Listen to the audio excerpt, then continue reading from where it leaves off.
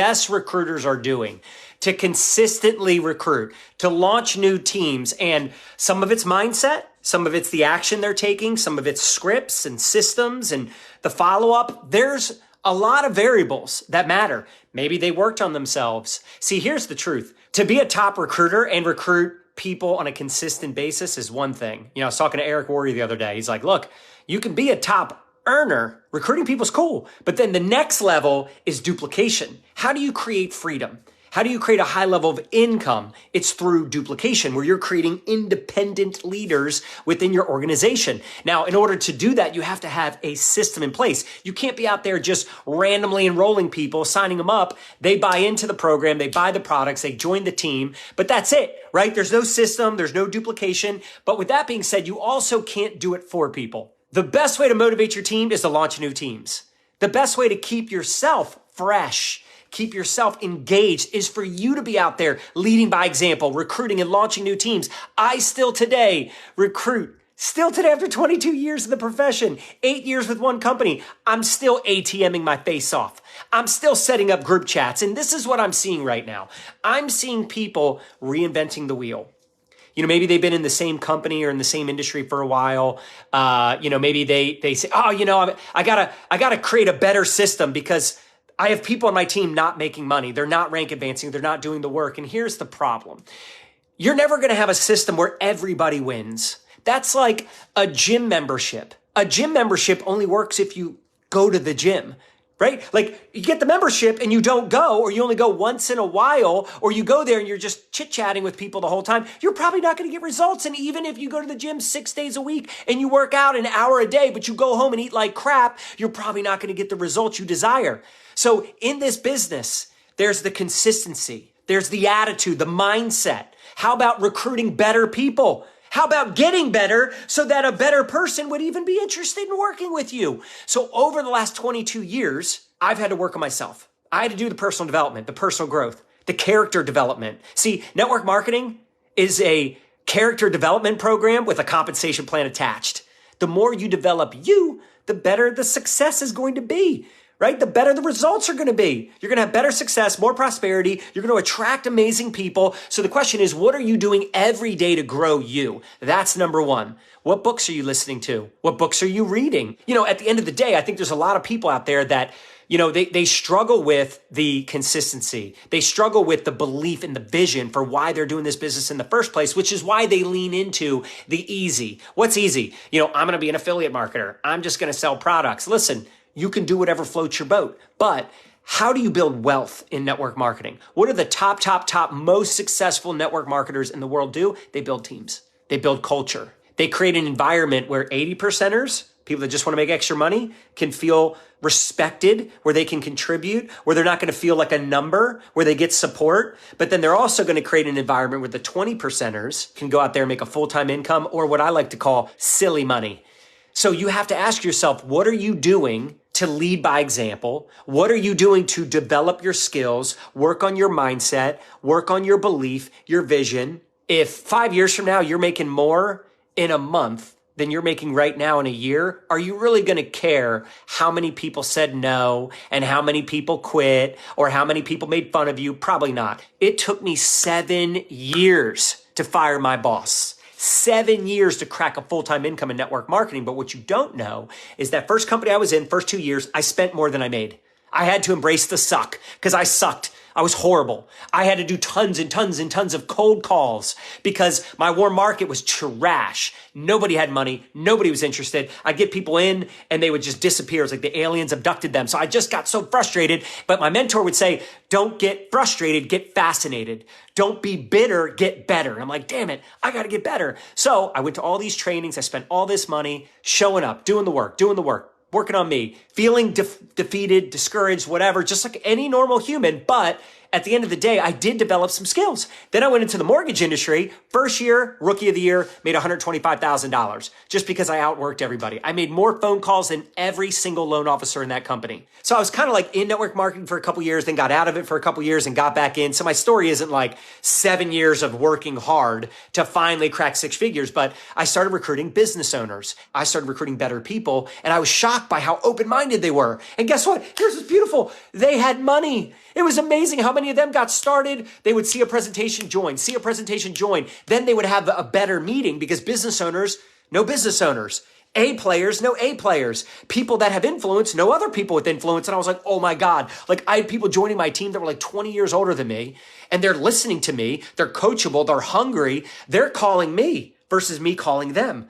It was wild. And then that's when I started going, okay, I need to start identifying people that have influence, that think differently, that are more entrepreneurial. Now, here's the deal. Back then, we didn't really have social media. I started leveraging social media in 2013 because I started listening to Gary Vaynerchuk, Ray Higdon, Chalene Johnson. They were talking about building brands and attraction marketing and all this stuff I'd never heard before, but I'm like, I want people coming to me. I started listening to where Ray would say, ILT, invest, learn, teach, invest time into learning something, turn around and teach it, read a book, or I don't read. So I'd listen to a book or I'd listen to a podcast, turn around and teach what you're learning, go to an event, take notes, share your notes, share the things you're learning. People don't care. People don't care where you got the information. John, I just had to Google the answer to that question. Yeah. Do you know how many people won't Google something? How many of you ever get your kids asking you a question? You're like, honey, just Google it. You ever get someone on your team asking you a question? You're like, check with ChatGPT.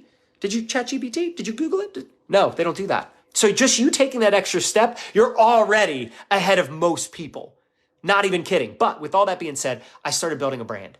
Because really, this is relationship marketing. Network marketing, but it's relationship marketing. And I knew I couldn't build a relationship with every single person, but if I could build a brand, show up with content on the front end, then I'm connecting with people on the back end. So I'm, essentially connecting with all these people all over the world. With that being said, we had to create a system because the branding stuff was complicated. So many of you, I see people trying to buy these like courses and duplicate like these big influencers. Like I want to master TikTok and I want to master, attraction marketing and run ads and build funnels and all this stuff. And look, that stuff is cool. It's great. You should learn that stuff eventually. But if you can't do the basics, if you can't get a friend to become a lead, to become a prospect, to become a customer, to become a team member, right? And then eventually they actually become a leader and a builder, because at the end of the day, leadership development is the only way to build true wealth in network marketing. You are not going to achieve wealth just getting customers. Sorry. So you got to work on you. You got to develop yourself so you can develop others, and you got to master those basic skills. Like when someone gets started and they're brand new, do not overwhelm them with trying to learn all these advanced strategies. They got to download boards and join all these groups and have all the scripts. No, in the beginning, a brand new person just needs to know how to get their first few customers, how to get their first recruit. Teach them how simple it is to add tag message, ATM. Still the greatest system on planet Earth to build your business on social media. Show me a better system and I'll show you a liar. It's people like, oh, I got a better system for duplication on social media, automation. We just send out emails and we just send out text messages. Listen, I'm sorry, you cannot automate mentorship. You cannot automate duplication. You can automate some aspects of it, right? Like, hey, go through guide 1, learn which apps to download, learn how to get your first few customers, what groups to add people to, what videos to tag them in. But I'm telling you, I see people like they don't even know what video to tag a prospect in. They don't even know that there's an app where they can send out a video to someone. They don't know. They don't know what groups to add people to. So meanwhile, we're overwhelming them with all these advanced strategies and they don't even know how to get a customer on one of the hero products. Learn how to approach someone with the product, how to approach someone with the business, what groups to add them to, what videos to tag them in. If you don't know these basic things, like here's another thing. I'm talking to people that are like, I don't even know about group chats. I'm like, wait. So you're talking to your prospects all by yourself? They're like, yeah. I'm like, so you're their friend and their mentor and you're answering all their questions, overcoming their objections, talking them through their fears, doubts, insecurities. You're doing all that? No wonder you don't like recruiting. Because you're not getting yourself out of the way and leveraging your upline. This is what I tell my team all the time. Whoever puts me in the most chats wins. If someone says, hey, I'm open to your business. I want to make money. I just had this guy, he's been in car sales. His name's Pedro. He told me he's making $100,000 a year. Well, he wants residual income because if he doesn't sell cars, he doesn't make money. So he's making a lot of money, but if he doesn't work, he doesn't get paid. He has no residuals, right? Would you agree that's most people? So he's open. So I added him to our product group. I added him to our opportunity group. I tagged him and I sent him a 20-minute video that explains the products, the company, the opportunity, the comp plan. Guess what I'm going to do tomorrow? I'm going to put him in a group chat, introducing him to 3 or 4 other people. So it's me, him, and about 4 other social marketers on my team. Now, I'll probably grab a couple upline leaders, grab a couple downline, doesn't matter. I want him to meet other people.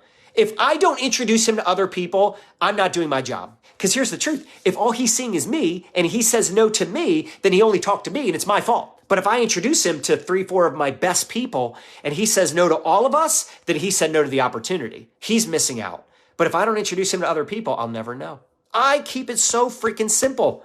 I add him to the group, tag him in the video, I set up a group chat the next day. And I don't ask for permission. I don't say, hey, are you available? Hey, is it okay if I put you in a chat? No, that is the next step of the process. And I tell them this up front. Hey, listen, I know you said you wanted to make an extra $500 to $1,000 a month. Is that true? Yes, great. I'm going to add you to the product group so you can check out the products. We have like 80 products, 30 countries. It's going to blow your freaking mind. Wait till you see the testimonials and some of the videos. And I'm going to add you to the opportunity group so you can learn more about how we make money promoting the brand, even if you don't want to build a team. Sound good? Yeah, sounds good. Tomorrow, when I follow up with you, I'm going to introduce you to some other amazing mentors and leaders on the team for 2 reasons. 1, I want you to hear their story and get your questions answered. Everybody's amazing, so down to earth, so smart. Everybody wants to help everybody. Number 2, I want you to see how simple the system is. All you got to do is what I'm doing with you. We create curiosity, we create conversation, we add, tag, message, and then we set up group chats. That's it. So if you are not adding people to the groups, you are not tagging people in the video or videos, depending on what they're interested in, and you're not introducing them to other people, this is why you suck at recruiting.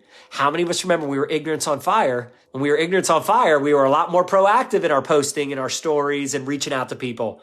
Get back to that, first of all. And that doesn't just come through you like meditating about it. You have to actually do stuff to get back into like beast mode.